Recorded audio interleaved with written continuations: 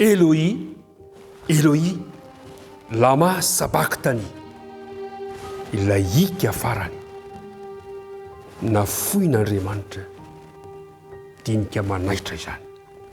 Manazanao am-pitiavana, andao hiaraka indrasika, alaivo fitaovana, alaivo zay azo alaina, alaivo baiboly, dao hiaraka andinika indray ny tenin'Andriamanitra isika.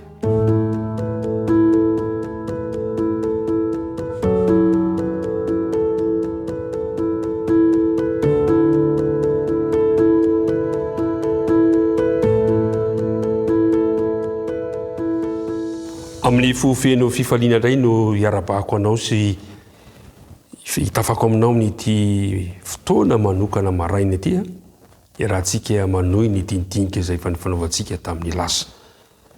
Tononona aminao hatrany hatranany ny fiadanan'ny Tompo ho anao sy ny ankohonanao. Mialohan'ny andiniantsika izao loha hevitra mafonja manana lanjan'izao dia hiaraka hivavaka isika. Tompo Andriamanitra io, misotranao no ny fitiavanao anay ka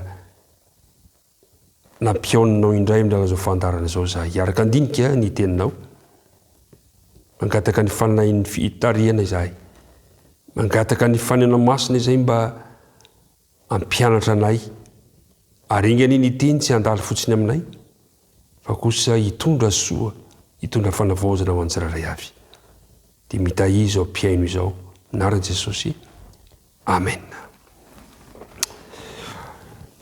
Ao amin'ny marika toko 5:10 no mbola hanomeza antsika ny dindinika izay manomboka eo amin'ny 7:30 ka hatramin'ny 2:7. Ao ny andiny hijerevantsika n'ilay loha hevitra izay nanasako anao teo hoe Eloi, Eloi, lama sabaktany. Ilay hika farany nataon'i Jesosy raha teo amin'ny fijaliana izy ka teo amin'ny nivery fanatsapany hoe nafoin'Andriamanitra Jesosy. Eo amin'ny 7:30 rehefa teo amin'ny fijaliana Jesosy, fantatsika tsara moa fa tamin'ny ora fahatelo no nanomboana Jesosy tamin'ny azo fijaliana. Niaritra ny hirisiry teo izy. Fa eo amin'ny 7:30 dia nisy toe-javatra nitranga. Ary no ny tonga ny ora fahenina zany iny mitatao vovonana, dia tonga maizina ny tany rehetra ka naharitra hatramin'ny ora fahasivy izany. Isy aizina tsy mbola nisy toy izany. Aseho ny filazantsarana marika eto ho toy ny toerana feno aizina mikitroka ny toerana nisy ny azo fijaliana. Nahara-batana io, nahara-panahy. Niza mbola manombo an Jesosy Kristy amin'ny azo fijaliana ho feno aizina, nahara-batana, nahara-panahy. Aizina tsy tahaka ny mazatra no hita teo Kalvaria, nanomboka teo mitatao vovonana Izoma, mandra-patonga tamin'ny 3 ora folakandro, nandritra ora 3. Ary noho tamin'ny ora fahenina dia tonga maizina ny tany rehetra. Teo nefa no nitranga ny toe-javatra anankiray. Indro nisy hika mafy dia mafy teo amin'ny azo fijaliana. Jesosy nanao le hika farany, hika ny fanerery. Ina le hika? Andininy 7:30. Ary tamin'ny ora fahasivy, Jesosy dia niantso tamin'ny feo mahery ka nanao hoe Eloi, Eloi, lama sabaktany. Zany hoe raha adika, Andriamanitro, Andriamanitro, nahoana no dia mahafoy ahy ianao? Na tsiaro fangiry firiana Jesosy, na tsiaro irery Jesosy, nantany izy an'Andriamanitra rainy manao hoe nahoana no avelanao irery aho raha io? Ilay teny nampiasain'i Davida ao amin'ny Salamo 2:20, Salamo 2:20 no nampiasain'i Jesosy teo amin'ny fotoana io. Salamo 2:20, Salamo 2:20 ka ny 1:9 no nampiasain'i Jesosy teo amin'ny fotoana io. Zao no voalaza fitarainana mafy nataon'i Davida tamin'ny fahoriana izay nanjo azy. Andriamanitro, Andriamanitro, nahoana no dia mahafoy ahy ianao? Fa aminanina ny amin'ny Jesosy sady izany hika ny Davida izany.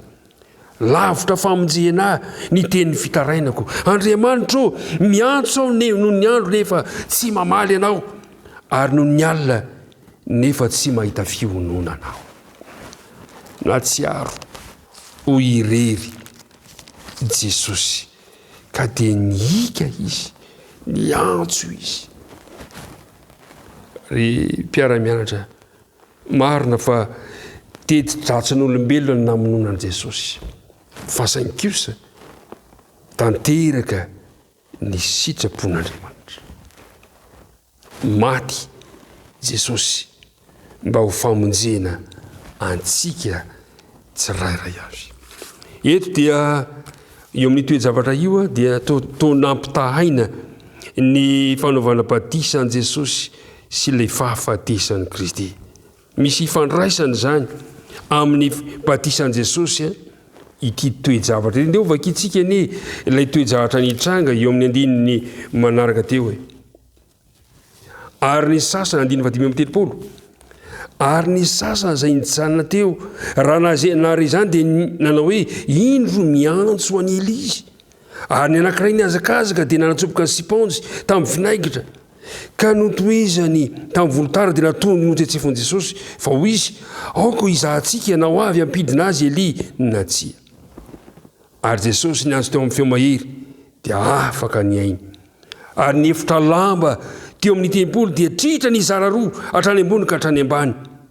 Ary ny kapiteny izay nijanona tandrifony raha nahita azy dia fa afaka tokoa ny ainy dia nanao hoe marina tokoa fa zanak'Andriamanitra io lehilahy io. Ry mpiara-mianatra namana, misy fampitahana mitovy to amin'ny fandrindra lalana eto dia ny fahafatesan'i Jesosy sy ny batisany izany. Ny batisan'i Jesosy mantsy eo amin'ny marika toko voalohany dia manamarika ny fiatombohan'ny asan'i Kristy.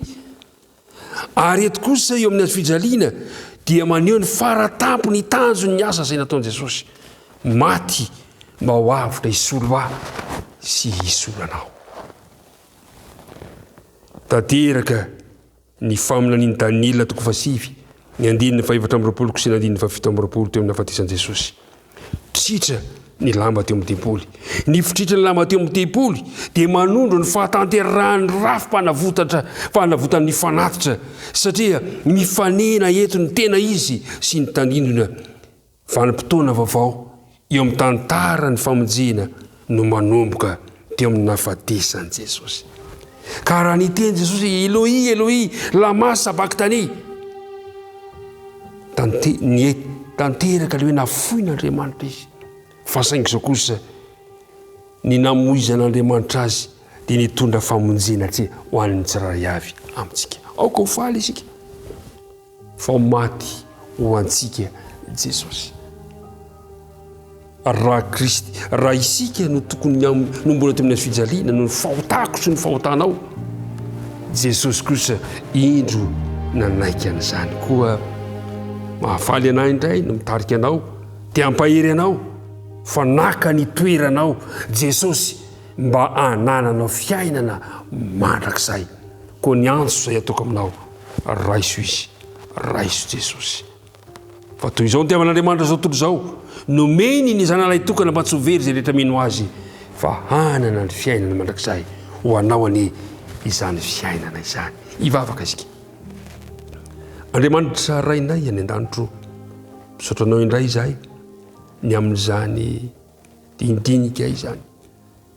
Ka na dia toa nafonao azy Jesosy teo amin'ny azo fijaliana, ay le fanafoizanao azy mitondra kosa famonjena ho anay. Misaotra anao izay Andriamanitra, ary misaotra an' Jesosy nanaiky hisolo ny toerana misy anay.